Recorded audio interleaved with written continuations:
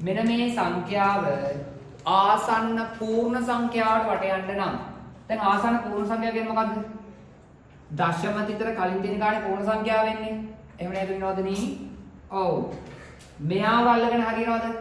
නෑ. ආසන්න පූර්ණ සංඛ්‍යාවට වට යනවා නම් අපි අල්ලගන්නේ කවුද? ඒ පූර්ණ සංඛ්‍යාවට දකුණු පැත්තේ ඉන්න මෙන්න මූ. හරි. මෙන්න මූ 5ට වඩා අඩුයි නම් මේ පැත්තේ එක්කනට එකක් එකතු වෙනවද? එකතු වෙනවද? නෑ. එහෙනම් 2 මෙයාට එකක් එකතු වෙන්නේ නැහැ කියන්නේ 7. දැන් දශම තිතෙන් පස්සේ ඉර ගැහුවට පස්සේ අපි ඉරෙන් පස්සේ තියෙන ඔක්කොම දාන්නවද? බිංදුනේ. අපි ඒවා ලියලා දාපහු.